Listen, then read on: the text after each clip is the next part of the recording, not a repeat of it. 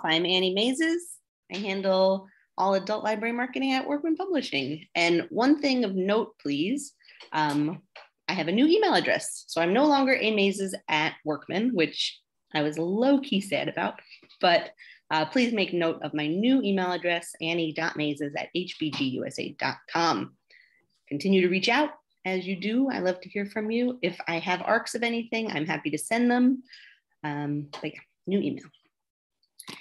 First book I want to talk about today is 1,000 Ways to Pay Attention. Rebecca Schiller began to suffer frequent falls and uncontrollable rages and mysterious lapses in memory, and doctor after doctor could not figure out what was wrong. Finally, she was diagnosed with severe ADHD, and this is an incredibly beautiful memoir about this harrowing year that she had experiencing. It's very, very readable. It's very candid, like Brain on Fire meets the collected schizophrenias. Next up is Trailed, which I am such a fan of. True crime fans. In May 1996, Julie Williams and Lolly Winans were brutally murdered while backpacking in Virginia's Shenandoah National Park. Despite an extensive investigation, the case remained unsolved for years. Journalist Catherine Miles was a professor at Lolly Winans Wilderness College and has been haunted by the case for decades. She decided to dive deep into this, winning the trust of victims' loved ones as well as investigators, and gained access to key information and discovered evidence of cover-ups, incompetence, and crime scene. And she has thoughts on an actual new suspect. Green Fire is by Francis Mallman, renowned for his primal style of live fire meat cookery. He now believes that the future of food is vegetarian based. So he is turning his incredible skills with live fire to fruits and vegetables. This beautiful photography throughout this book. The Month by Month Gardening Guide. How, when, and where are common questions for every home gardener, no matter their level of experience. This compendium of practical advice shares thousands of tasks and chores broken down week by week throughout the year. It covers every type of plant, and it's a must-have for beginners to experienced gardeners. True Crime File. There's a theme to my books today. Perfect for newcomers to true crime and hardened crime junkies alike. This is a book designed to deliver the mixed pleasures of true crime across 200 stories of mayhem, madness, and survival. It's 400 pages packed with tales of slashers and serial killers, grifters and conmen, dogged investigators, and miraculous survivors. I do realize I smile a lot when I speak, and maybe not the book to do that with. Metropolis by beloved author B.A. Shapiro. When a harrowing accident occurs at the Metropolis storage warehouse in Cambridge, Massachusetts, was it really an accident? There are 6 fascinating characters told from their perspectives in this book, and B.A. Shapiro, it culminates in a very exciting, satisfying ends for readers of Janelle Brown, Megan Abbott, and Laura Lippman. Hitler's Boy Soldiers by Helene Munson. She resurrects her father's World War II journal and embarks on this meticulous investigation. Nazis trained 300,000 impressionable children as soldiers, and this is a real personal story about inherited trauma, the nature of being a victim or perpetrator, and the burden of guilt. Jackie and Me is by Louis Baird, author of The Pale Blue Eye. This is Jackie Bouvier before she became the Jackie we know best, Jacqueline Kennedy. It is told by the Lem Billings, who was JFK's best friend for his entire life. And it's about the story of Lem and Jackie and their friendship and how they were so affected in the orbit of JFK. The Poet's House. Carla is in her 20s, unsure what direction her life will take. Viridian is a lauded aging poet. This book deals with their relationship, women in the arts. Jean Thompson's novel is funny and wise. It's definitely for fans of writers and lovers and the female persuasion. And finally, Calling for a Blanket Dance is an own voices story by debut writer Oscar Hoquea. It is the story of Ever, who is trying to find a place for himself in the world, struggling with his identity. It's a beautifully written debut novel, and I'm so excited to see what Oscar does with his career. Thank you so much. Hi, everybody. My name is Amanda Casterly. Thanks for taking the time today to hear about what's new at Blackstone Publishing. First up, we are introducing a new large print titles of our new releases, plus a variety of backlist and bestsellers not available in the format previously. The example shown there is Lucky by Marissa Stapley, which was a recent Reese Witherspoon book club pick. Next up, we are also introducing reimagined classics read by celebrities. First in the series are The Great Gatsby and The Sun Also Rises. We're targeting a younger demographic with the narrators. You can see Tanner Buchanan and Michael Gandolfini from The Many Saints of Newark. And these books will also be available in new print collector's editions as well as large print. Next, we have The Ravaged. This is the highly anticipated debut novel from Norman Reedus, the acclaimed star of The Walking Dead. The Ravaged is a fast-paced, up-in-your-face novel of gritty realism, exploring 3 different personal quests with eerily parallel outcomes. And Norman is scheduled to talk about the book on The Tonight Show starring Jimmy Fallon on April 4th, so watch for that. Next, we have One of Us is Dead. This is the new novel from Geneva Rose, the author of The Perfect Marriage, which was a huge word of mouth success in 2020. Meet the women of Buckhead, a place of expensive cars, huge houses, and competitive friendships. Who amongst these women will be clever enough to survive and who will wind up dead? They say that friendships can be complex, but no one said it could ever be this deadly. This fast-paced thriller is being described as Big Little Lies meets Real Housewives, and it has an ending you'll never see coming. Next, we have Ain't That a Mother? Postpartum, Palsy, and Everything in Between by Adiba Nelson. Adiba Nelson writes about inclusion and her life as a Black mother, woman, and daughter. The subject of the Emmy Award-winning documentary, The Full Nelson, Adiba is a highly acclaimed speaker and in 2017 delivered a TEDx talk to a sold-out house about what to do when life throws you a curveball. Mom to a new baby with high medical needs and with a slew of hardships that just won't quit, she set out on a reckoning that was just as generational as it was personal. Along the way, Adiba never loses her heart or her humor. Ain't That a Mother is not your average motherhood memoir, and Adiba is not your average mother. Next, we have Snowstorm in August by Marshall Carp. This one's coming out June 7th. Imagine Central Park buried under tons of snow, only it's not snow, it's cocaine. This is a brand new standalone from the #1 New York Times bestselling co-author with James Patterson of the NYPD Red series. This is a fast-paced and original thriller about a highly unique terror attack and its aftermath. Blackstone will also be releasing NYPD 7, the murder sorority, in both print and audio in the fall. Next, we have Oleander City by Matt Bondurant. This novel is based on a true story. The hurricane of 1900, America's worst natural disaster, left the city of Galveston in ruins. Thousands perished, including all 93 children at the Sisters of the Incarnate Word Orphanage, except 6-year-old Hester, who miraculously survived. Oleander City is the tale of this little girl and the volatile collision between the American Red Cross, the Ku Klux Klan, and one of the most famous boxing matches in American history. That's coming out June 14th. And finally, we have a couple movie tie-ins that are coming up in March. Turning Red will be on Disney Plus in March, and that's the new Disney Pixar film. And Karen Slaughter's long-awaited adaptation of Pieces of Her is coming to Netflix in March as well. And we actually have a brand new cover for that, which features Toni Collette. So we're very excited about that one. And have our contact information up there finally. So please get in touch if you'd like more information about these titles or anything else. We'd be happy to hear from you. Thanks very much.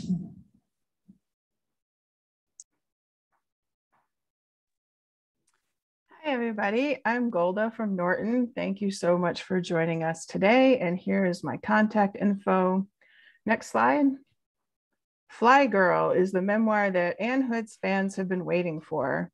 Anne grew up in a small town, and getting a job as a flight attendant was her way to see the world.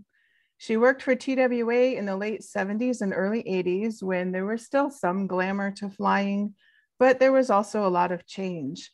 Packed with funny, moving, and surprising stories of life as a flight attendant, Fly Girl captures the nostalgia of air travel at its height. Next slide. The Immortal King Rao by Vahini Vara is a debut novel with elements of speculative and dystopian fiction. The story is narrated by Athena Rao, who is sitting in a prison cell. The government has been replaced by corporations, and people are no longer citizens, they are shareholders, and their worth is determined by their social capital. It turns out that it was her father, King Rao, who created the technology that led to this. Athena tells King's story from growing up on a coconut grove in India to moving to the USA for grad school, and his advances in computers and technology that changed the world. But why is Athena in prison, and what happened to King Rao? You got to read the book to find out. Next slide. One's Company by Ashley Hudson is a debut novel that tackles grief and trauma through what sounds like a silly premise, but it is quite compelling and a little bit dark. I stayed up so late to finish reading this because I just had to find out what happens. The main character, Bonnie Lincoln, just wants to be left alone. She wants to shut out the voice that reminds her of her devastating losses by unwinding in front of the nostalgic golden glow of her favorite TV show, Three's Company. When Bonnie wins the lottery, she uses the money to recreate the iconic apartment set and slip into the lives of its main characters. Her best friend, Crystal, tries to drag her back to her old life, but Bonnie is determined to stay living inside the ultimate binge watch. Give this to your readers of Mona Awad, Kristen Arnett, Vinnie Kirschenbaum, or Otessa Moshfegh. Next slide. In his first cookbook, Learning Korean, James Beard award-winning chef Peter Serpico draws on his background and everything he has learned about cooking Korean food. He includes personal stories, gives tips on efficient prep, and helps to ease home cooks into the recipes with ingredients that you can find in well-stocked American supermarkets. Next slide. The Colony is a true crime investigation into the murder of 9 fundamentalist Mormons in 2019. The best-selling investigative journalist Sally Denton picks up where initial reporting on the killings left off, and in the process tells the violent history of the Les Baron clan and their homestead. Next slide.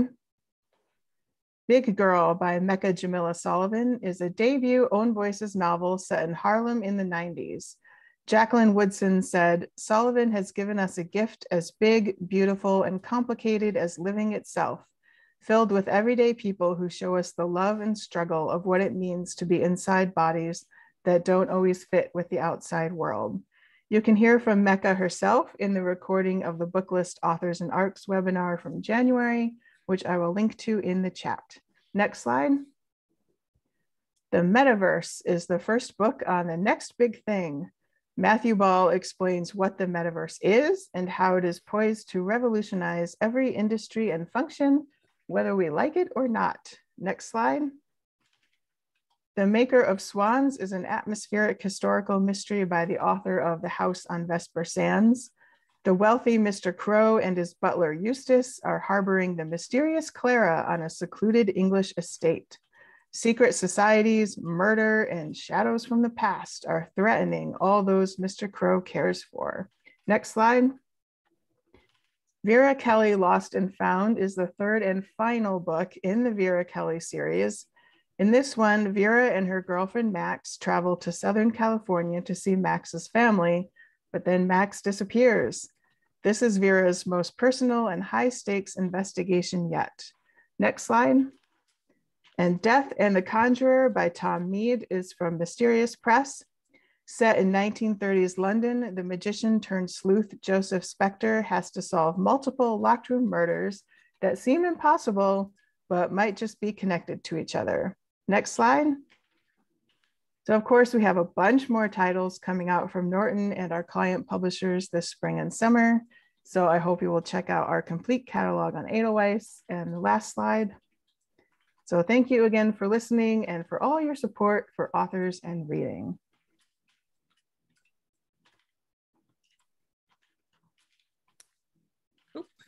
Hi, everyone. My name is Ellen Whittaker. I'm the Assistant Marketing Manager at Bloomsbury.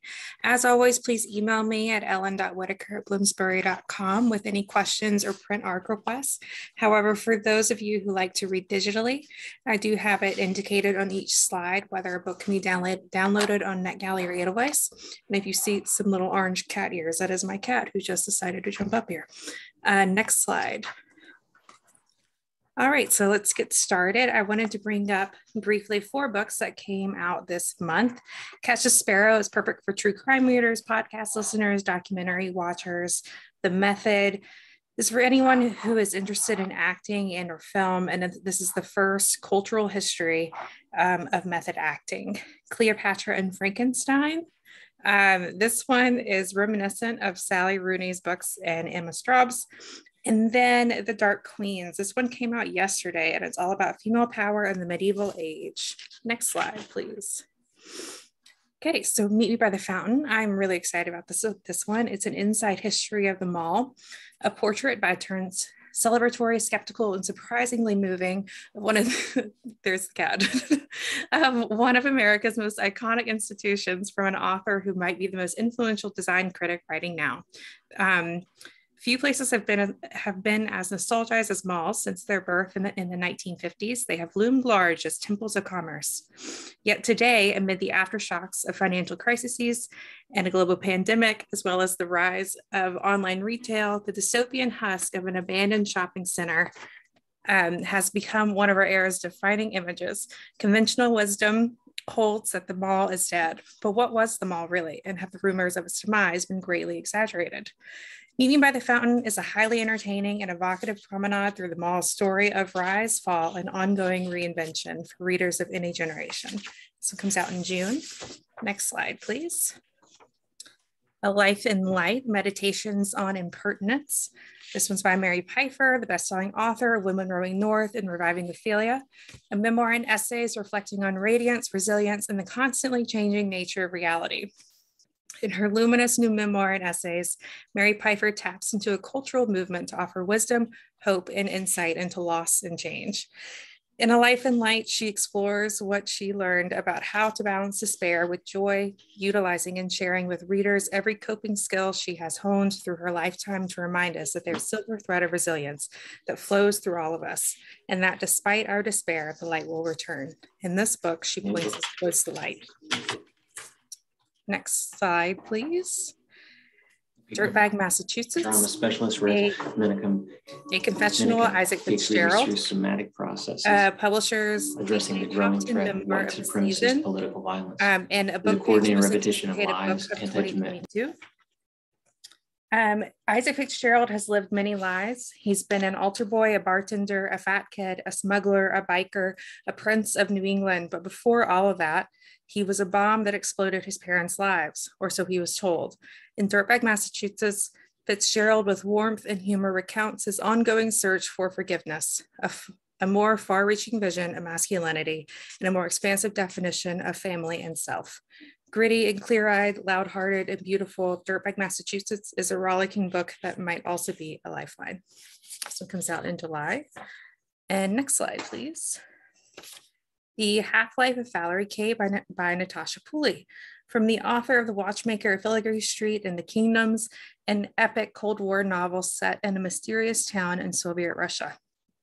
In 1963, in a Siberian prison, former nuclear specialist Valerie Kay has mastered what it takes to survive: the right connections to the guards for access to food and cigarettes, the right pair of warm boots, and the right attitude toward the small pleasures of life so he won't go insane. But one day, all of that changes. Valerie's university mentor steps in and sweeps him from the frozen camp to a mysterious unnamed city. It houses a set of nuclear reactors, and surrounding it is a forest so damaged it looks like the trees have rusted from within.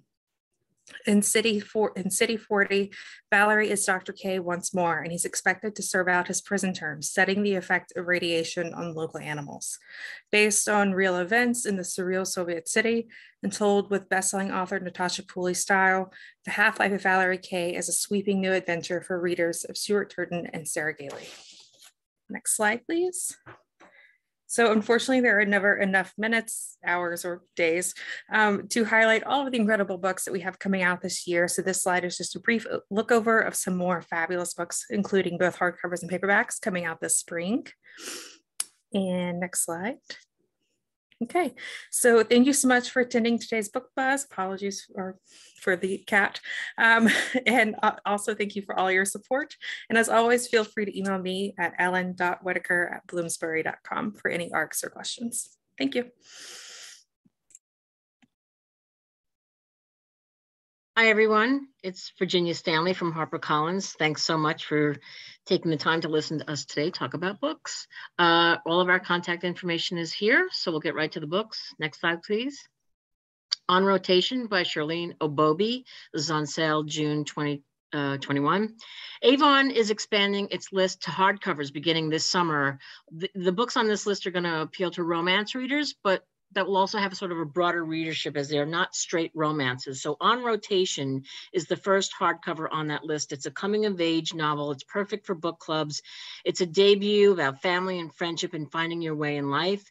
The protagonist is Annie Appiah. She has spent her life being the perfect immigrant daughter. Her parents came from Ghana to America, where Angie was born. She's got medical school credentials, a handsome boyfriend, ride or die friends. But what happens when it all starts to fall apart at the seams, when her boyfriend dumps her and she bombs the test and her closest confidant and roommate pulls away? This is that story. It's a story about friendships and why she's attracted to men who don't love her as much as she loves them. As I say, it's a debut author. She's got a great voice. This is for fans of Tia Williams' 7 Days in June and Lizzie Blackburn's Yinka, Where's Your Husband? Okay, next slide, please. I should mention the author is studying to be a cardiologist. Holding Her Breath, really cool book on the heels of the Olympics. I think this is a book that's really going to appeal to a lot of people. It goes on sale in May. It's a debut. And it follows a former competitive swimmer and granddaughter of a famous Irish poet as she comes of age in the shadow of her family's tragic past. This is a young woman who starts university and she's shadowed by the ghost of her potential as a competitive swimmer. Her Olympic dreams are shattered after a breakdown. And so this is what happens to her. They follow her through her time at the university.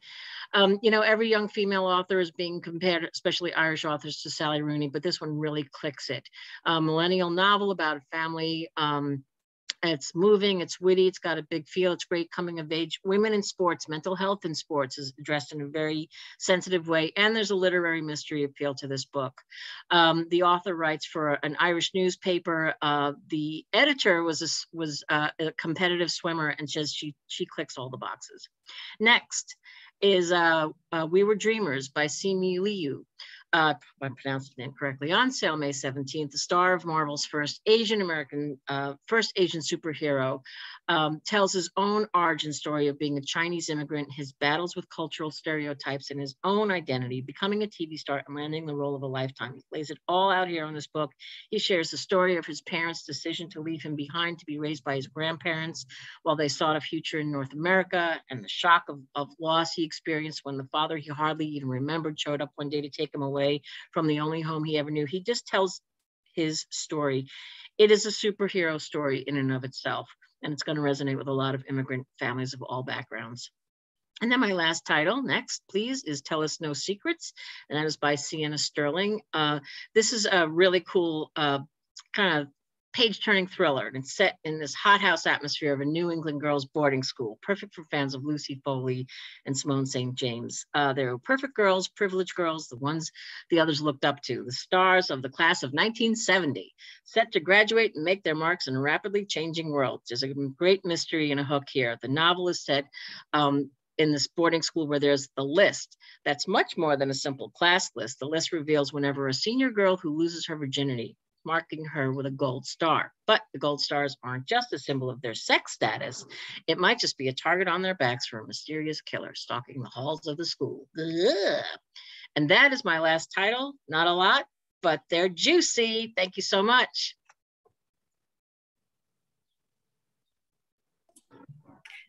Hi, everyone. Virginia, I'm like writing notes. I want to read all of those.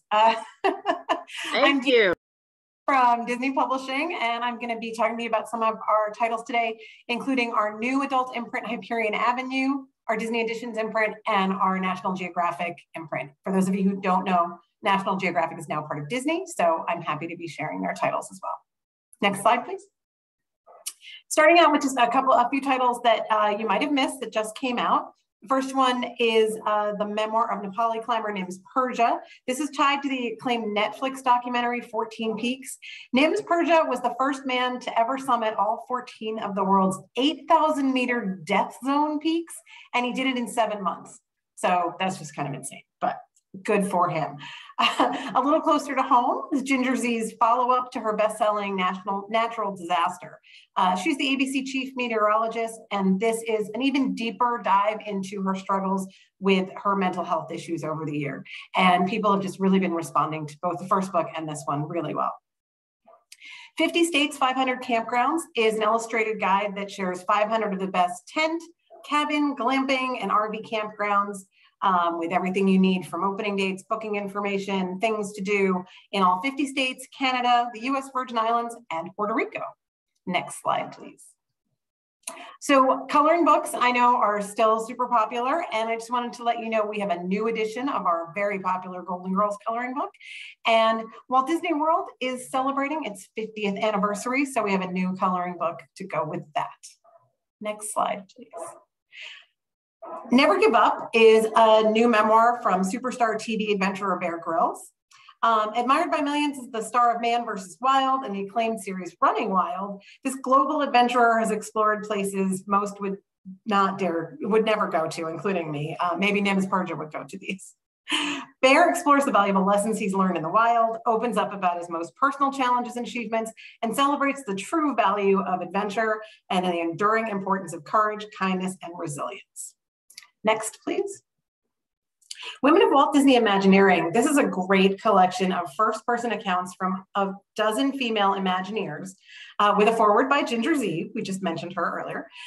This captures an era. These dozen women have written personal stories from their decades designing and building the Disney worldwide empire of theme parks. It's actually illustrated with some of their personal drawings and photos, as well as archival images. And it covers just a broad swath of Imagineering's creative disciplines during a time of incredible expansion in the company. Next, please. So as I mentioned, we are entering the 50th anniversary of Walt Disney World, and Delicious Disney is really a holistic look at the Florida resorts coloring past, present, and future. It's not just a cookbook. It's also got a narrative and behind the scenes anecdotes, mouth-watering photos, gorgeous Walt Disney Imagineering concept artwork, nostalgic restaurant menus, and a little Disney magic sprinkled in there. It's basically a cookbook meets culinary history coffee table book with more than 60 recipes, including an assortment of appetizers, main courses, sides, desserts. I haven't checked to see if Dole Whip is in there, but I think it probably is, it should be. And some libations, all from establishments across the resort. Next slide, please. So trees are a hot topic today, and they're seen as a possible antidote to climate change. I don't know if you know this, but in 2020, the World Economic Forum announced an initiative to plant 1 billion trees. So Into the Forest, The Secret Language of Trees is a beautifully illustrated book that takes readers on a fascinating journey through the emerging world of tree ecology, where we're learning how trees actually communicate over vast distances through a complex wood wide web, which I think is a great way to put it, where we're learning how trees can relax us, heal us, and how they might save humankind from the worst of climate change. By the way, I am coming to you from Maine, where it is 63 degrees today, so I do think we need to talk about climate change. Next slide, please. So I am so excited to present the second book in our Meant to Be series, which are modern day rom-com retellings of stories we know and love. The first book in the series by Julie Murphy, If the Shoe Fits, was a top library reads pick. So I hope you'll all read by the book, which is the second book from this one from Jasmine Guillory, and vote for it as well. This is a retelling, as you might guess, of Beauty and the Beast, that tells the story of Isabel, who is an editorial assistant at a publishing company called Tale as Old as Time. And she finds herself working with a beastly author. Next slide. Filled with absolutely beautiful National Geographic photography, wisdom from experts, and need-to-know travel information, including the best scenic overlooks and hiking trails and practical wildlife spotting tips, 100 Great American Parks takes readers to all 63 national parks, plus 37 state, recreational, and city parks and green spaces. With a park in every state, each entry explores the breathtaking landscapes, remarkable histories, extraordinary wildlife, and the need to conserve and explore each destination. And there's a foreword from Garth Brooks, who I am told by my colleagues at National Geographic is the voice of America. Next slide, please. So last title is an incredibly inspiring travelogue, the Catch Me If You Can. This is by celebrated traveler and photographer Jessica Nabongo, who is the first Black woman on record to visit all 195 countries in the world. She shares her stories of adventure, culture, travel musts, and human connections. Gorgeously illustrated with many of her own photographs, the book documents her incredible experiences in each country, including a harrowing scooter accident in Nauru, which is the world's least visited country, dog sledding in Norway, playing dominoes with men on the streets of Havana, and so much more. And the next slide. This is all my contact information, which I will also put in the chat. You can check out our Edelweiss catalog. You can follow us on social media. We do have galleys and blads up on NetGalley and Edelweiss. On the adult side, we have very little print galleys, but I suspect those of you who are interested in buy the book will ask for print, and I will do my best to get those to you. Thank you so much. Hi, everybody. I'm Kelly Coyle-Crivelli from Penguin Random House Library Marketing. So nice for all of you to join us today. Next slide. We just want to quickly remind you, we're going to only talk about a few titles today, but we want to remind you that once a month, sorry for this weird light behind me, by the way. Once a month, we do our morning book buzz. It's about a 45-minute to an hour program every morning, the first Wednesday of every month, where we talk about the books that we are so excited about. So you can join us for the next one on March 2nd at 11 a.m. if you have the time. Next slide. Oh, and also we have a special thing for you. Where can you see the newest Jeopardy champion? Next slide. What is on our next Library Lunch and Learn? On our next Library Lunch and Learn series, which is focused on nonfiction, we are going to have a special guest speaker, Roan Talsma of the Chicago Ridge Public Library and the newest Jeopardy champion. That's on April 14th at 1 p.m. And again, this is our nonfiction focused Library Lunch and Learn for librarians, and we hope you will join us. It's a very fun series. Next slide. And quickly just want to tell you about our new series called AAPI Communities in Conversation. This is a live online conversations between writers, creators, and librarians that will center on Asian American and Pacific Islander voices. It's been a great series so far. The archived sessions that you may have already missed are on our YouTube channel, and the next one is coming up next week. Next slide. Okay, one more reminder before we get to the books. On Thursday, April 7th, we will have a day long for our third one of our spring book and author festivals. It's a day long proprietary webinar that we do with Library Journal and School Library Journal, and it's a full day of authors and panels and resources, and we hope you will join us at our spring festival on April 7th. It's very fun. We've got so many authors, there's too many to name. Next slide. Okay, on to the books, why we're all here. The first book I'm going to talk about is How to Raise an Anti-Racist by Ibram Kendy. The tragedies and reckonings around racism that have rocked the country have created a specific crisis for parents and other caregivers. How do we talk to our children about it? How do we guide our children to avoid repeating our racist history? While we work to dismantle racist behaviors in ourselves and the world around us, how do we then raise our children to be anti-racists? The book that every parent, caregiver, and teacher needs to raise the next generation of anti-racist thinkers, from the New York Times bestselling author of How to Be an Anti-Racist. This comes out in June, and we know this will be a huge book for all of your libraries. Next slide. Kaleidoscope by Cecily Wong. A dazzling and heartfelt novel about two sisters caught in their parents' ambition, the accident that brings it all crashing down, and the journey that follows. Celeste Ng says about this wonderful novel, sparkling with sharp observations and deeply wise in its insights, Kaleidoscope is a moving portrayal of the tangled knot of sisterhood and the dizzying spiral of grief. Cecily Wong's dazzling second novel deftly explores the complex push-pull of family and ambition, and the ways we learn to define ourselves in and out of our loved ones' orbits. And again, that's what Celeste Ng said about this, perfect book for book clubs. Next slide. Oh, this is exciting. PC Cast is finally out with a new book called Into the Mist. And it's from the New York Times best-selling author, and it's a pulse-pounding dystopian novel for our times. The world as we know it ends when an attack on the US unleashes bombs that deliver fire and biological destruction. Along with sonic detonations and devastating earthquakes, the bombs have also brought the green mist. If breathed in, it is deadly to all men, but alters the body chemistry of many women, imbibing them with superhuman abilities. As men fall to the mist, the age of womankind begins to rise. So perfect, timely, fun, dystopian, what more could you want? And next slide. The last book I'm going to talk about, I'm so excited to talk about, is Tomorrow and Tomorrow and Tomorrow. And this is an exhilarating novel from the best-selling author of The Storied Life of A.J. Fikry. Who didn't love that?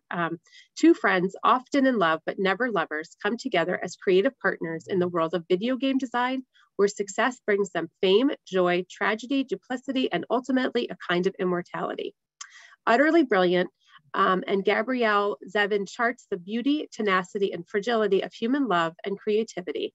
Tomorrow and Tomorrow and Tomorrow is one of the best books I've ever read, says John Green.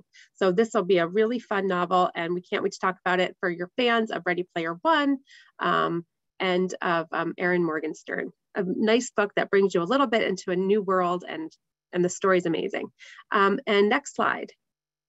Thank you. That's it from me. You can find all of our titles on this slide as well. And we hope you will join us for some of our upcoming programs. And again, we thank you all so much for joining us today. Take care. Hello, I'm Margaret Coffey, Director of Sales for Schools and Libraries for Sourcebooks. And echoing all my colleagues, thank you so much for joining us today and for your continued support of our list. Next slide, please. Please visit our website for discussion guides and newsletter sign up. Visit Edelweiss and NetGalley for eGalleys. Next. I hope you've had a chance to read some of my favorite backlist landmark titles. And next, starting out with The Bookwoman's Daughter, the companion to our New York Times bestselling The Bookwoman of Troublesome Creek. This delightful return to the librarians and blue people of Kentucky tells the story of Honey Lovett, the daughter of Cussie Marion Jackson, who finds herself back in Troublesome Creek in 1953. Honey takes on a library route, befriending a coal miner and fire lookout, and together the three women find strength in their friendships and the power of books in order to overcome prejudice, isolation, and the unforgiving Appalachian landscape. Next slide. The Woman in the Library is a twisty story within a story literary adventure, which starts out in the ornate reading room at the Boston Public Library. All is quiet until the tranquility is shattered by a woman's terrified scream. Security guards take charge immediately, instructing everyone inside to stay put until the threat is identified and contained. While they wait for the all clear, four strangers sitting at the same table pass the time in conversation. Each has his or her own reasons for being in the reading room that morning. And it just so happens that one of them is a murderer. Award-winning author Solari Gentile delivers a sharply thrilling read. Next slide. And on to nonfiction and a quick look at recent backlist. And next. How do I unremember this? Danny Pellegrino, host of the hit podcast Everything Iconic, shares a collection of his most humorous and heartfelt real-life stories. Growing up in small-town Ohio isn't easy, particularly when you're a closeted gay kid surrounded by, well, no one openly gay. Luckily, Danny Pellegrino grew up in the 90s, coming of age when the internet opened up a whole new world for a curious kid itching for life outside of Midwest suburbia. Danny escaped the pains of growing up by submerging himself in a sea of pop culture, binging The Nanny until he had the confidence of Fran Fine, and belting out Brandy songs until his heartaches were healed. Now he's a successful podcaster interviewing the same iconic personalities that he idolized as a kid. Next slide. Okay, I admit it. I love the baker. Go watch his TikTok videos and you too will fall in love with this remarkable man, his partner Peter, and their Westie, Saurus. Connick MacLeod brings the cozy vibes of baking in the remote Hebrides island of Scotland to readers across the world in The Hebridean Baker, a charming cookbook featuring small bakes and wee stories. All his recipes rely on a simple set of ingredients to release your inner Scottish baker. There's something here to put a smile on everyone's face. It's all about rustic home baking and old family favorites. And if you happen to have an Outlander fan in the family, I'm sure they'd love it too. Next slide. Ah, yes, the hot and steamy romance of Bloom Books. Next. Game of Retribution. Librarian and highly successful self-published author Scarlett St. Clair has joined Sourcebooks Bloom imprint, bringing along her best-selling backlist as well as exciting and sexy new books. Become enchanted by the fantasy world of gods and mortals in St. Clair's reimagined New Greece. In the second book in the Hades saga series, Hades is sentenced to perform a series of labors. Each feat seems more impossible than the last and draws his attention away from Persephone. Hades has been waiting for his queen for generations. Now that he's found her, will he be able to keep her? And next. And the happy ever after romance of Casablanca. Next. Wicked Beauty. Author Katie Roberts' first book for Sourcebooks was Neon Gods, and it has gone on to be the best-selling Casa title of all time.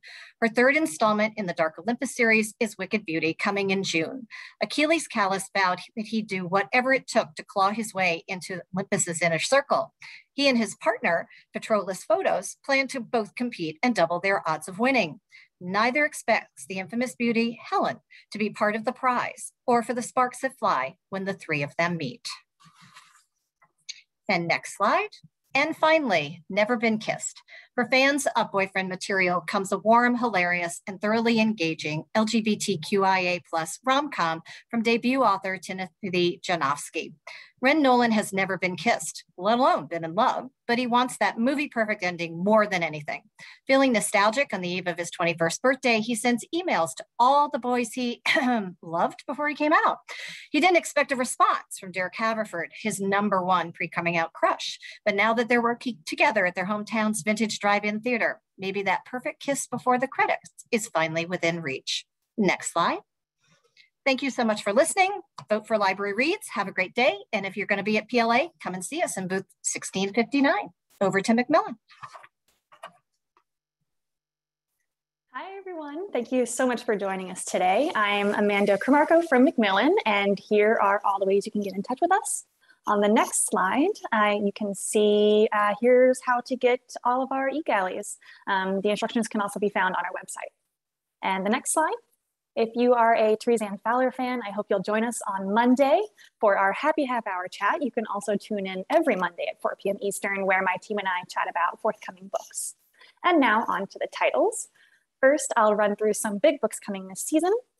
First is Book of Night by Holly Black. The mega popular YA author is finally making her adult debut, making so many fans very, very happy. Here she introduces a world of shadow magic where shadows can be altered for entertainment and cosmetic preferences, but also to increase power and influence. Seasonal Fears by Shauna Mcguire. This is a standalone book, but set in the same world as Locust and Alex award-winning Middle Game. Two people attempt to change their destiny and vie for the crowns of the Winter and Summer King, but there are others waiting with violence in their hearts, and destiny may have a plan for them after all. Two Nights in Lisbon by Chris Pavone, the author of The Paris Diversion, The Travelers, The Accidents, and The Expats, returns with another stunning and sophisticated international thriller about a woman whose husband disappears during a business trip in Lisbon, and the ensuing search will reveal how little she really knows about her new husband. And The Hidden One by Linda Castillo, the 14th entry in her fan favorite Kate Burkholder series. The discovery of a missing Amish bishop's remains leads Chief of Police Kate to unearth a chilling secret. And next slide.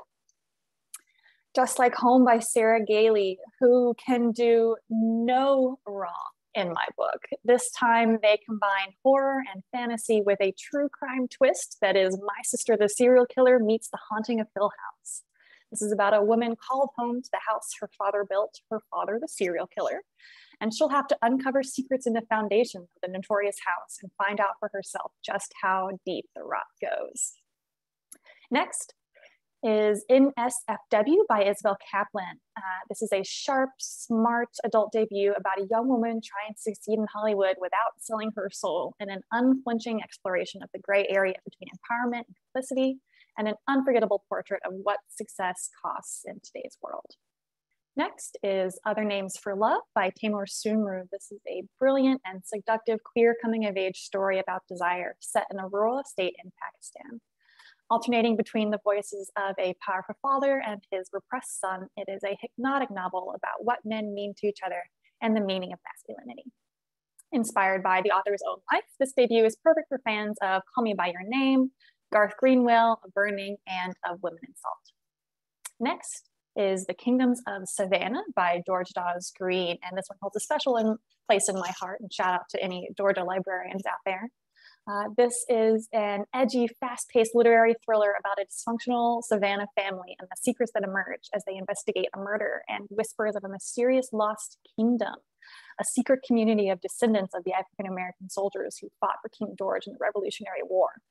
This will be great for fans of S.A. Cosby, Tom Franklin, or The Vanishing Half. Next is Ordinary Monsters by J.M. Nero. This is the first book in a sweeping historical fantasy trilogy where a group of children have extraordinary abilities and are brought to a mysterious institute where the worlds of the living and the dead may collide. Think Victorian London meets The Alienist meets Philip Pullman. Next is Our Wives Under the Sea by Julia Armfield. Julia is the author of the short story collection Salt Slow, but this is her full-length novel debut. Here she tells the story of a woman who left on a routine expedition, but her submarine sank to the ocean floor. When she finally surfaces and returns home, her wife knows that something is deeply wrong and must face the possibility that the woman she loves is slipping from her grasp. It's a true genre bender, drawing on elements of sci-fi and horror while exploring the depths of love and grief at the heart of a marriage. Next is Bet on It by Jodie Slaughter. After striking up a bingo-based sex pact, two lonely souls find winning has never been more fun, and falling in love has never felt more complicated. This will be great for fans of Insecure with its relatable heroine learning to find her voice, for fans of The Kiss Quotient with its authentic portrayal of anxiety and mental health, and for fans of Take a Hint, Danny Brown, as friendship becomes complicated when feelings get in the way. And last for me is Last Call at the Nightingale by Catherine Shellman. This is the first in a captivating new jazz age mystery series with a darkly glamorous speakeasy where music, liquor, and secrets flow. Well-researched and with a beautifully depictive time period and setting, this new series is perfect for fans of Jacqueline Winspear, Alison Montclair, Rhys Bowen, and Carol K. Carr. Plus, the Nightingale is like no 1920s speakeasy you've read about before. There, New Yorkers are free to be exactly who they want to be, resulting in a novel full of characters with a myriad of sexualities and racial identities. And a starred Publishers Weekly review calls it an excellent series launch and claims readers will eagerly await her return. And next, that is it from me. Feel free to reach out with any questions or requests. Thanks for listening. Good afternoon, everyone. Thanks for joining us. I'm so happy that you're able to join this book buzz today. I am Sharon Schell from Independent Publishers Group. I am the Director of Academic Library and Education Sales there. So again, thanks for tuning in. Next slide. The first title that I wanted to share with you today is called The Art of Home, Interior Inspiration for Every Home. And this is a top shelf summer 2022 title for IPG. This is brought to us by Studio Press, and the pub date is June, coming out in June. So from the Instagram team behind Story of My Home comes the ultimate guide to home interiors.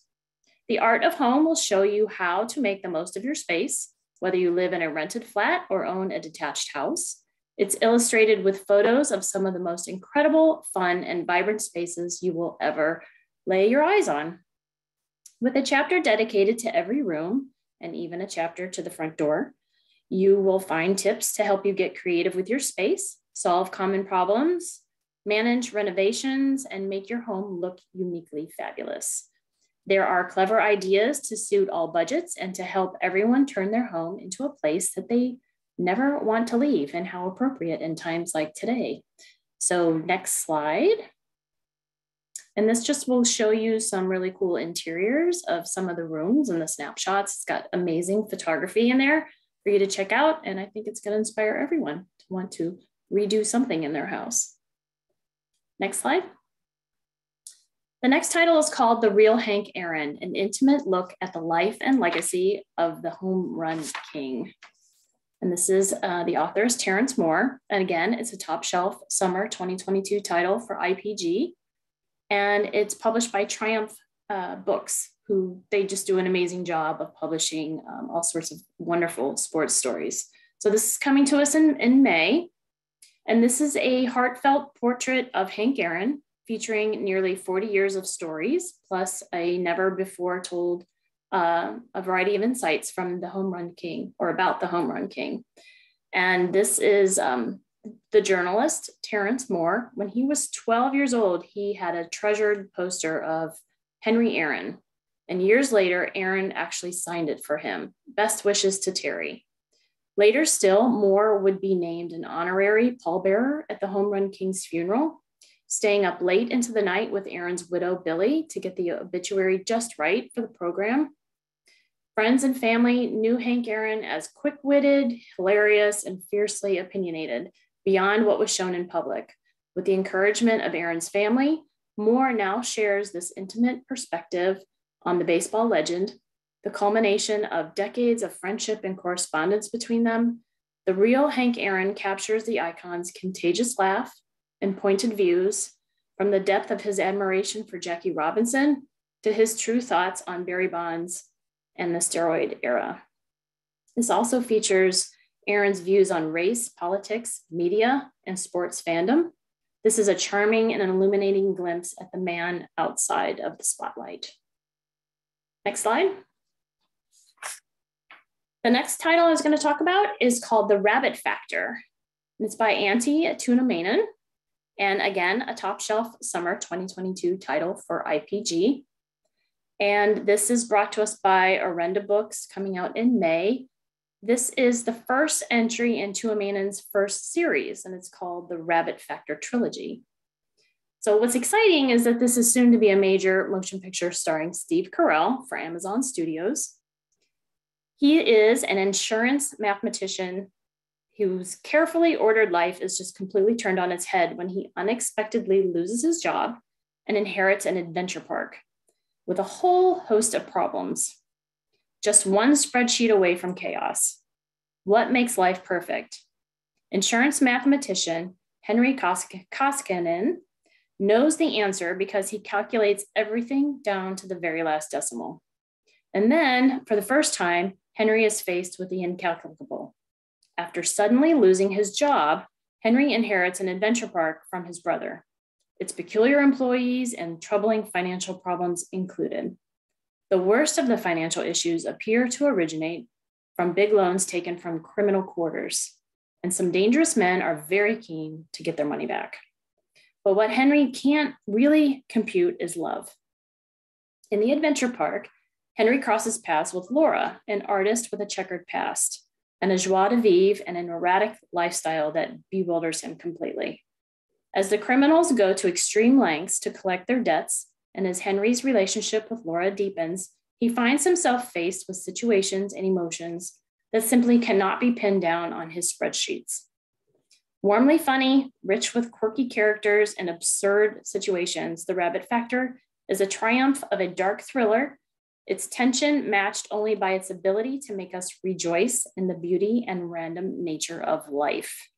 So can you totally see Steve Carell playing this role? I absolutely can. I think it's going to be hilarious. So that is actually the last title I'm going to share with you today, if you'll flip to the next slide. But I do want to encourage you to check out all of our catalogs and themed catalogs on Edelweiss and on our website, where you can find lots of digital review copies on there and on NetGalley. We have so many things from a variety of wonderful publishers that we represent. So check us out. And the next slide, please.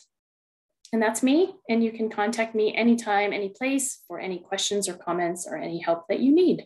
And I really appreciate you tuning in and listening, and look forward to seeing you all soon.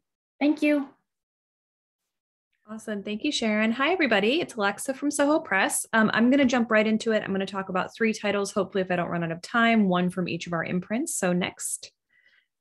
Thank you, Annie. Okay, first and foremost, I'm going to talk about One Shot Harry by Gary Phillips, which actually, as of this morning, just earned its 4th starred review. So we're really happy about that. It's 4th starred trade review, that is. Gary has been writing crime fiction for over 3 decades. Anyone who knows Gary's crime fiction already will be aware of kind of his twin career as an activist, which is inextricably entwined with his fiction. So if you enjoy crime fiction that has kind of the socio-political bend, definitely check out Gary. In One Shot Harry, race and civil riots in 1963 LA provide a powerful backdrop in a riveting historical crime novel about an African-American forensic photographer seeking justice for a friend. So again, the setting is LA, 1963, and no crime writer writes LA better than Gary, who grew up in South Central. African-American Korean War veteran Harry Ingram, who is our main character, earns a living as a news photographer. He chases police radio calls at the same time that he dodges baseball bats. With racial tensions running high on the eve of MLK Jr.'s Freedom Rally, Ingram risks ending up one of the victims at every crime scene he photographs. So when Ingram hears a call over the police scanner to the scene of a deadly car crash, he recognizes the vehicle described as belonging to an old army buddy he had recently reconnected with, named Ben Kingslow. But the LAPD declares the car crash an accident, but when he develops his photos, there are signs of foul play. So Harry Ingram feels compelled to play detective, even if it means putting his own life on the line. He continues to traverse the underbelly of LA society, tangling with racists, leftists, blackmailers, gangsters, zealots, and lovers, all in the hope of finding something resembling justice for a friend. And that is really key in all of Gary's work, justice, especially as it's obtained from outside the system. So if you like James Ellroy, if you like Walter Mosley, and I don't make those comparisons lightly, you do have to read Gary. It's a requirement. So please reach out for ARCs, and we can move on to the next slide. So next up is actually something with a little bit of crossover, but that's on our literary imprint. That's John Vercher's After the Lights Go Out. We're really thrilled to welcome John into the Soho Press fold. He is the critically acclaimed author of 3/5, which some of you might be familiar with, a multiple award winner. But After the Lights, his sophomore novel, is a harrowing story about family, the complications of mixed race relationships, and also the prices athletes pay to entertain. So our main character is Xavier Scarecrow Wallace, who is a mixed race MMA fighter, who can no longer deny that he's losing his battle with chronic traumatic encephalopathy, CTE, also known as pugilistic dementia. So through the fog of memory loss, migraines, and paranoia, all of which kind of are seeped into the narrative itself to disorient the reader as well, Xavier does his best to stay in shape while he basically waits for the call that will reinstate him after a year-long suspension. He trains every day at the Philadelphia gym owned by his cousin/manager, Schott, a retired champion boxer to whom Xavier owes an unpayable debt. I won't give away too much on that, but it's kind of one of the main forward thrusts of the plot. At the same time, Xavier lives in the house of his white father, who Xavier has been forced to commit to a nursing home because of the progress of his end-stage Alzheimer's. Dementia, though, has revealed his father's latent racism, and Xavier is finally gaining insight into why his Black mother left the family when Xavier was young. The plot hinges on kind of this turn where Xavier is offered a chance at redemption, a last-minute comeback fight in the largest MMA promotion of his life. But with his memory in shreds, and his life crumbling around him, can he hold on to the focus he needs to survive? So, not to use an obvious pun, but this actually is a very slim novel that packs quite a punch. And it's really special, very literary, which is why we're publishing in the adult literary imprint, but it also functions as a really great noir. It's perfect for readers of Paul Beatty, Matthew Thomas, and Leonard Gardner. So next up. Lastly, I have about a minute left. I want to talk about one of our YA titles, The Color of the Sky is the Shape of the Heart by Cecily. This unique YA book is now in translation for the first time, and we're really proud of that.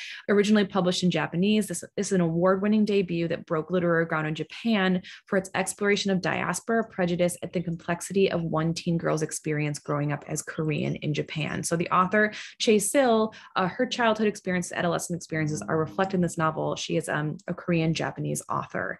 It's arranged as a series of diary entries, and it's a very kind of private confessional first-person narrative by 17-year-old Ginny Park. Well, she keeps the reader at a distance. Basically, the novel pieces together why at the start she finds herself in Oregon and how she has come to flee her native Japan. It also is interspersed with letters from her expatriated family in North Korea.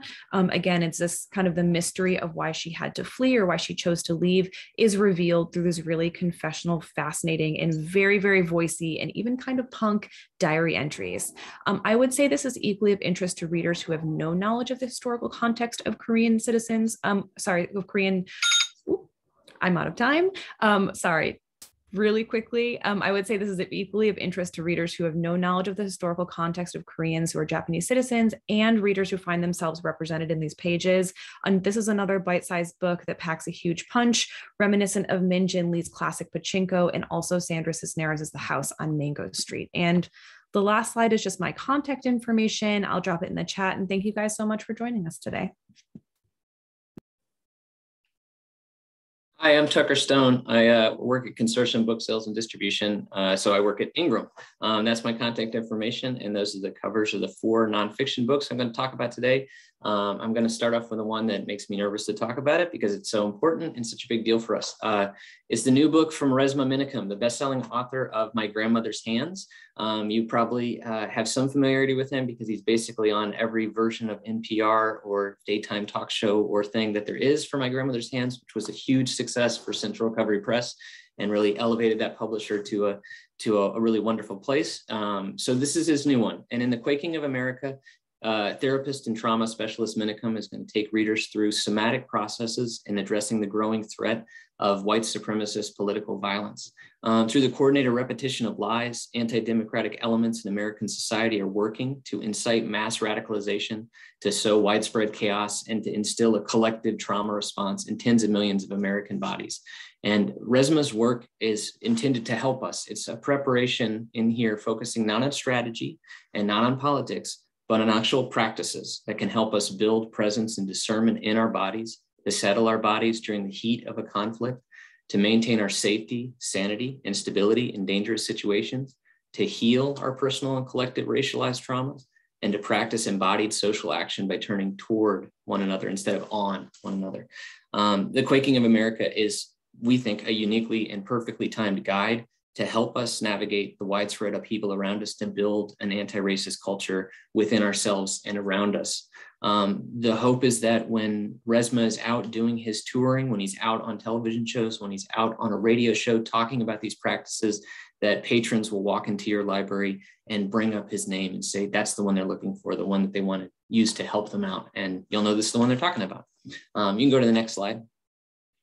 If you look at that cover image and it doesn't bother you, perfect, this is not the book for you. But if you look at that and you're a little like, God, why is it's on the side, you know? Then maybe this is the perfect parenting guide for you. It's the Good Enough Parent from the School of Life. You know, bringing up a child to be like an authentic and mentally robust adult is going to be one of life's great challenges, but it is not necessarily a matter of luck. A lot of it comes down to your ability to kind of have that right mixture of gratitude and humor and love. And yes, being okay when you spill some milk and that sort of thing. And this is a book from the School of Life, which means it's also the sort of thing that's going to appeal to those of you who, you know, are tea instead of coffee and want like a little bit of like British witticism when you're dealing with your parenting type situations. So essentially, like if you're not like a sweatpants parent, but you're like, I need to wear shoes in the bedroom, then this is the perfect book for that. You can go to the next one. I saved time for this because this is the Vanish Collection from New Vessel Press. It is nonfiction, although it might look like fiction to you. I wanted to talk about New Vessel Press in these book buzzes like a million times, but there's just never been the timing for it. And the reason for that is that New Vessel Press is like, it's like permission to be, I grew up in the South, so I feel like a piece of trash sometimes when I'm talking to librarians. That's nothing against the South, that's just my weird feelings. But this New Vessel Presses are the perfect like permission to be highbrow. It's not snobby, but it is elitist and highbrow. It's like raise the eyebrow a little bit. So this one, it's written by Pauline Baird de Perignon.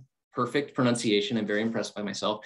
And it's about Pauline found a note about her great-grandfather who she never knew, Jules Strauss. And on that note, it said Renoir, it said Monet, it said Degas, it said a whole bunch of other great masters. And that is how she discovered that years and years ago, the Gestapo broke into her incredibly elite Parisian family apartment, and they took her great-grandfather's astonishing art collection. And so this is the story, the memoir of her spanning the globe, going full, what's that, Da Vinci Code kind of thing, to track down what happened to her family's art collection. And it's not going to be like, you know, solving crimes or chasing people down a hallway. It's hanging out with like a Nobel laureate discussing like the wood that goes into a frame.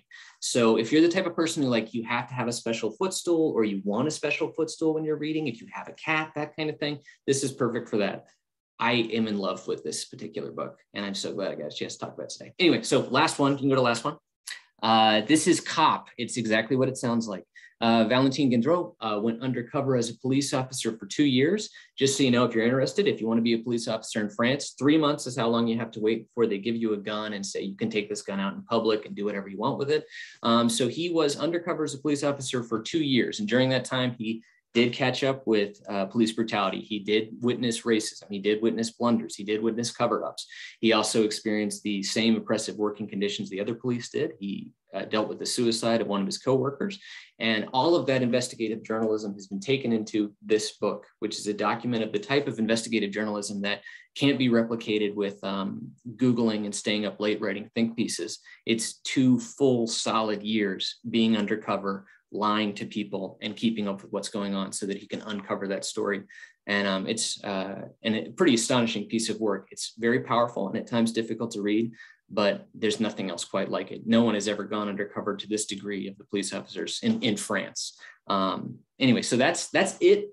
Sorry if I had to rush through it, but I obviously have a lot of enthusiasm for these titles. Please reach out. That's my email. I have physical copies of some, and you can get to that Edelweiss collection and check them out for digital as well. Thanks so much for coming today. Hi, everyone. I'm Pamela Osti. I'm the marketing manager for HTP Books. We'll head to the first slide. So this is Tarryn Fisher, An Honest Lie. It's such a gift to have another Tarryn Fisher novel hot on the heels of The Wrong Family and The Wives, both of which were, of course, Library Reads picks. The Wives will actually be adapted for television by Amazon Prime, so look out for that. An Honest Lie is another psychological thriller with an epic twist. It's about a girl's weekend to Vegas gone horribly wrong when one of the women vanishes and the others receive strange text messages about her whereabouts. This is seething, propulsive, and immersive. It's a real gut punch of a thriller that really could only have sprung from the fiendish brain of Tarryn Fisher, who's really one of the most cunning writers of our time. Next slide. Something a little different. We have the Boardwalk Bookshop from Susan Mallory. So you all know Susan Mallory. She's a Library Reads Hall of Fame author, thanks to her novel, The Vineyard of Painted Moon. This novel is set on a California beach boardwalk, and it's a story of 3 new friends who ultimately become one another's family. This is quintessential Susan Mallory with the added layer of a bookshop. Susan Mallory, of course, is the #1 New York Times bestselling author of novels about the relationships that define women's lives, their family, friendships, and romance. Next up, we have A Caribbean Heiress in Paris by Adriana Herrera. So you'll likely remember Adriana from her romance favorite, Here to Stay. This is perfect for fans of Bridgerton. A Caribbean Heiress's Guide to Paris, delivers a lush, vibrant portrait of the real-life diversity found at the Paris World's Fair in 1889. And just during the entire Belle Epoque era, something that's too often overlooked in historical romance. Adriana Herrera is the pen name of a self-described bisexual Afro-Dominica. She writes the kind of intersectional, authentic romance readers want. She's a social worker by day, and she incorporates timely, topical, social political plot lines into every book without ever sacrificing the romantic payoff or the steam. So be sure to check this one out. Next up, we have The Messy Lives of Book People by Phaedra Patrick. So this is a book about books. It's the story of a house cleaner who works for a famous reclusive author. But when that author dies, the house cleaner must carry out her final wish, which is to finish writing her last book. Slowly, the house cleaner is let in on long buried family secrets, which turn her world upside down. This is best described as Frederick Bachman meets Jenny Colgan. Phaedra's The Library of Lost and Found was a Library Reads pick, and this will be a marquee title. We're doing a big Books for the Bookish campaign this summer, which will include advertising, a special box mailing, and hopefully a pop-up event at ALA Annual. Next up, we have The Librarian Spy by Madeline Martin. This is a new book based on the true story of a young woman at the Library of Congress who gets sent to Portugal to pose as a librarian while working undercover as a spy gathering intelligence. Author Madeline Martin is a New York Times and international bestselling author of historical fiction and historical romance. Filled with twists and turns, adventure, steamy romance, empowered heroines, and the men who are strong enough to love them. We'll be promoting this one heavily at trade shows, of course, and promoting it for library reads as well. Next up, for something a little different, we have Good Husbands by Kate Ray. So for fans of Whisper Network and My Dark Vanessa, this is an electrifying psychological drama about three strangers drawn together by a shocking revelation about their husbands and the power of women to reclaim their voices and control their own destinies. If you love Leanne Moriarty and Jodi Picoult for their issues-driven books with tremendous tension, this is really for you. ALMA magazine in the UK called Kate Ray a writer to watch. And then lastly, we have Alabama v. King. This is the inspiring story of the Montgomery bus boycott trial, which brought national attention to a young Reverend Martin Luther King Jr. It's told by King's lawyer and friend, Fred Gray, with New York Times bestselling authors Dan Abrams and David Fisher. Fred Gray, of course, is one of the nation's leading civil rights attorneys. He was the lawyer for Rosa Parks, for MLK, and the Montgomery bus boycott, which began the modern civil rights movement. Dan Abrams, of course, is the chief legal affairs correspondent for ABC News and host of the Dan Abrams Show on Sirius XM. He also hosts and produces numerous shows for A&E Network. And he's the author of Kennedy's Avenger, Lincoln's Last Trial, and Theodore Roosevelt for the Defense. And then finally, the last slide is our contact info. Feel free to reach out and request galleys or ask any questions. Thank you so much.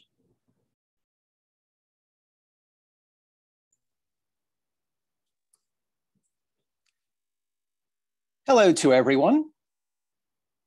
I'm Chris Vicari of Union Square and Company, formerly known as Sterling Publishing. Thanks for joining us today, where we note, in addition to our company name change, that we will begin to publish a curated list of fiction in March 22, starting with, next slide please, The Wolf Den by Elodie Harper. It's the first in a trilogy of novels about a woman named Amara, her life and the lives of women in the notorious brothel in Pompeii known as the Wolf Den.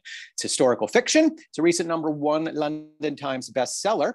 It's emotional and unflinching, also resilient, and a story of finding love and strength in one another. Many readers have said perfect for fans of Madeline Miller's Circe, looking for more female-centered historical fiction. Please request from us on NetGalley or Edelweiss. Happy to send you a copy. Book 2 in this trilogy, The House with the Golden Door, will follow this fall. Thank you all for your kind words so far about The Wolf Den. Next slide, continuing our list of fiction. It's Deadly Breed by 2 New York Times bestselling authors. It's the story of a genetically enhanced lab rat named Sammy, whose supersized intelligence helps him to engineer his escape out of the lab and into the world, one that is very ill-equipped to deal with the present and future menace that he represents. I've been calling it around the office Jurassic Park meets Planet of the Apes, and that line from the former saying, and all the time while you were wondering if you could create it, you didn't stop to think if you should. We will have advanced copies very soon, and I can't wait for you to read it. Next is Rest Rituals. If you're among the many sleep-deprived, this book, Rest Rituals, with its guided meditations and visualizations, as well as self-hypnosis, gentle movement, breathwork technique, it's exactly what you and perhaps your patrons need to get the sleep you need to maximize your clarity, your energy, and your excitement for any day ahead. Next is Bag Astrology. It's a different side of astrology, seeing it as the ultimate defense to help you vanquish rivals and dismantle psychic monsters. The author gave me a good understanding of the basics of astrology. I didn't really have that before I picked up this book, including the background about sun signs, how our moon sign leads us to our most problematic habits, all before digging into the double-edged power of all 12 signs. Of course, what you do with the information is up to you, but this book is perfect for readers who are tired of overly earnest astrology. Author Alberto Toribio runs the @Gnarly Astrology account on Instagram with a couple 100,000 followers. Check him out there. The next slide, please, is Financial First Aid. End financial hardship and strive for a healthier relationship with money with Alyssa Davies, who will help you get on the road to being a healthy money manager. She is the founder of the finance blog Mixed Up Money, and she's here for the millennial generation and others to help us navigate these financial ups and downs without passing judgment on your recent or even current faux pas. I like to think of her as Jean Chatzky for a new generation, or even Jean Chatzky for your generation. It's light on jargon, but it is conversational and offers rainy day planning for every day. Next slide, Mushroom Magic. Oh yes, I've been talking about mushroom magic because everyone is So obsessed with mushrooms. They're packed with nutrients. They have a low environmental impact. And for some, they serve as an emblem of your cottagecore dreams. Our book has the feel for the fungi with candid profiles of 22 well-known mushrooms, a collection of myths and fables, and lastly, spells and rituals, plus some yummy meals that can improve your love life, supercharge your good fortune, or even cast a hex. The days of friendly fungi are here. Next, moving into fall with Union Square and Company. Meet author Molly Gilbert. She's the founder of the food blog Duncan Crumble, graduate of the French Culinary Institute, the original sheet pan queen, joining us to satisfy our sweet tooth with 75 brand new hassle-free recipes for simple desserts made using everyone's favorite pan, classic treats, bold new feats, something for everyone in sheet pan sweets. And the next slide, and my last book, The Art of the Cosmos. Since the 1960s, deep space missions have captured stunning photographs that can also be classified as art. Here are 100 examples in a gallery of human accomplishment that celebrates scientists, engineers, and those who push civilization to its limits, while also letting readers slowly travel on a journey farther and farther away from home. My last slide has my contact information on it, as well as my nice colleague, Andrea Gokenauer. We aim to please. If you have any questions, please reach out. We're also going to be in Portland for PLA. We booked plane tickets and everything. Come by our booth and say hello. Until then, though, stay well and have a lovely day. Hi, everyone. I'm Rachel Berquist from Simon & Schuster, and I'm so excited to talk to you today. All of the books I'm presenting are publishing in May, and the library reads deadline for each title is April 1st. So let's go to the first slide. Okay, first up, we have Chef's Kiss by T.J. Alexander. Simone is a perfectionist pastry chef at a prestigious food magazine who just wants to focus on creating the perfect sourdough. But against her wishes, Simone is thrust into the spotlight when her company pivots to video. And to make matters worse, she's paired with Ray, the new test kitchen manager, who's outgoing and cheerful and is oil to Simone's water. But the more they work together, the more Simone realizes she has feelings for Ray, and things become even more complicated when Ray comes out as non-binary at work to mixed reactions, and Simone must choose between her career and the person who just might take the cake. This is such an adorable, heartfelt queer rom-com, and if you loved watching Brad and Claire banter on Bon Appetit videos, this book was literally made for you. Next slide. Okay, next up, we have Last One Alive by Amber Cowie. So best-selling novelist Penelope is desperate for inspiration for a second book. So she embarks on a research trip to investigate the myth of a witch on Stone Point. For over a century, the cabin on the point stood vacant after the violent death of the original owner and the disappearance of his wife. Until a young couple decided to take it over, but shortly after renovations, they both disappeared. So given this history, Penelope is certain there is a story to be told. But soon after arriving, things begin to go awry. Storms blow in, the satellite phones stop working, and there are no boats due for days. Then people begin to disappear. And when bodies turn up, it's up to Penelope and the remaining members of the team to solve the mystery of the Stone Witch before the killer is the only one left alive. Next slide. So next up, we have Love Marriage by Monica Ali. So Yasmin Garami at 26 is following her father's footsteps to become a doctor. She's also engaged to upper-class Joe Sangster, whose mother is a famous feminist. The gulf between Joe's eccentric mother and her Indian-born mother is vast, but despite their differences, they develop an unlikely friendship. As the wedding day draws near, infidelities, secrets, and misunderstandings threaten to upend not just Joe and Yasmin's relationship, but her parents as well. I'm obsessed with this book. The cover is so gorgeous. It's hilarious, it's sexy, it's heartwarming and heartbreaking, and it's so wildly unpredictable. It's this social comedy, and it's a profoundly moving story of two cultures, two families, and two people struggling to understand one another. So really hope you check it out. Next slide.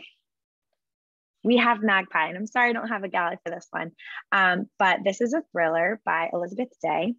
Marissa and Jake are a perfect couple, and Kate, their new lodger, is the perfect roommate, except no one is truly perfect. Kate doesn't seem to care much about personal boundaries, and she can occasionally seem overfamiliar with Jake. But Marissa doesn't let it concern her, knowing that soon Kate will be gone and it'll just be her, Jake, and the baby. But when Kate's boundary pushing turns into an all-out obsession with Jake, with Marissa, and their future child, Marissa determines to find out who Kate really is. This is perfect for fans of Gone Girl. And I know people say this all the time, but genuinely the twist in this thriller is so unexpected and shocking.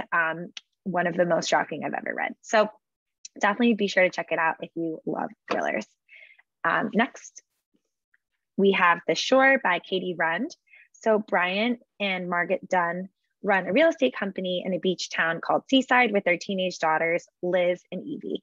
The family is upended when Brian develops a brain tumor, which transforms him into a bizarre and erratic version of himself. To escape the chaos, Liz escapes into a summer romance with a boy she knows better than to pursue. And Evie secretly adopts the persona of a mom in an online support group where she discovers her own mother's most vulnerable confessions. Meanwhile, Margot faces an impossible choice driven by grief and impulse. I really love this book. It's a family saga, and it's really a testament to the various ways we grieve and move forward. So really hope you have a chance to read it. And then last, but certainly not least, we have Deep Water by Emma Bamford. So when a Navy vessel comes across a yacht in distress, the captain orders his ship to rush to its aid. On the board is a couple, Jake and Virginia, and she breathlessly confesses, "It's all my fault, I killed them." Virginia reveals that months earlier, her and her husband spent their life savings on a yacht full of excitement about exploring the high seas. Through word of mouth, they learned about an isolated island full of unspoiled beaches. But when they arrived, they soon discovered they're not the only visitors and become entangled with a motley crew of expat soldiers. Now it's up to the captain to determine just how much truth there is in Virginia's alarming tale. But when his crew makes a shocking discovery, he realizes if he doesn't act soon, they could all fall under the dark spell of the island. And just next slide, don't forget about our resources, the book drop brochure with our seasonal recommendations, book club favorites for all your book club needs, and our video series, Books Like Us. So that's it for me. Again, Rachel Burkos from Simon & Schuster. And if you want any galleys of any of these titles, please be sure to email me and I can see what I can do for you. Thanks so much. Hey, good morning, everyone. I'm Melissa Nicholas from Hachette. I'm going to explore some dynamite fiction titles from our summer 22 list and then move on to nonfiction selections. Next slide, please. It's possible that Ryan Mcguire is like the most perfect human to write this highly suspenseful, complex debut legal thriller. Robin is a homicide prosecutor in Miami, and he spent lots of times in courtrooms studying at Harvard Law and working on Capitol Hill. He's turned his powers to writing a thriller that's heart-pounding and thought-provoking. We meet an ambitious young female prosecutor whose political fortunes depend on her using very limited evidence to secure conviction of a social recluse in the murder of a beloved young woman. But the criminal justice system is complicated and everyone has a story, especially the jury. With Prejudice critically addresses front and center what most legal thrillers avoid, the specter of racial prejudice that hangs over every trial in America. And Robin will be at PLA, and so will I. So it's very exciting. We have plane tickets too, Chris. Next slide. The Stardust Thief spins an entirely new epic fantasy tale out of traditional Middle Eastern stories like Ali Baba and the 40 Thieves and 1001 Nights, creating something that feels both familiar and entirely new and exciting. Luli, our Stardust Thief, sells illegal magic. And why? Why does she have to save the life of a cowardly prince? Why? Well, that's a question maybe even for a love song. We'll write it later, but back to the book. The Sultan, the prince's father, blackmails, of course, Luli, into finding a treasure for him. Luli will discover that everything, her enemy, her magic, even her own past is not what it seems. And she must decide who she will become in this new reality. Next slide, please. How to Be Eaten. Although this novel deals with really disturbing issues such as abuse, abortion, sickness, and heartbreak, Edelman writes with a light touch and fills these pages with dark humor. It's present-day New York City. 5 women meet in a basement support group to process their traumas that reimagine classic fairy tale characters as these modern women. So, think Little Red Riding Hood, etc. Though the women start out wary of one another, judging each other's stories, gradually they begin to realize that they have more in common than they supposed. And what really brought them here? What secrets will they reveal? Is it too late for them to rescue each other? This is a really original and special read. I hope you check it out. Next slide. These Impossible Things. Selma writes with nuance and beauty. This book has it all: womanhood, sex, family, desire, religion, and brings a much needed perspective to the Muslim and Arab experience. We follow 3 childhood female friends, now on the precipice of true adulthood, and whether they can find their way back to each other as they reconcile faith, family, and tradition with their own needs and desires. Friends, this is fresh, timely, and relatable, and a perfect read for book clubs. Next slide, and we're moving into nonfiction. High Sierra provides a deep meditation that explores our human connection to the natural world, packed with maps, gear advice, breathtaking photos, and much more. It will inspire veteran hikers, casual walkers, and armchair traveler readers to prepare for a magnificent adventure. Next slide. How did the idea of the passive female get so entrenched? Tracing biology from Darwin to today, Cook shows how the men behind breakthrough theories in evolution have infused their ideas with a massive dose of societal sexism. Cook surfs the work of 2 generations of feminist evolutionary biologists, showing how they've pushed back against the blinkered views of evolution's founding fathers to reveal the true diversity of nature. Fierce, funny, and revolutionary, Bitch is a scientific manifesto that shows us an entirely new perspective on what it means to be a female animal, with serious implications for all of us today. Next slide.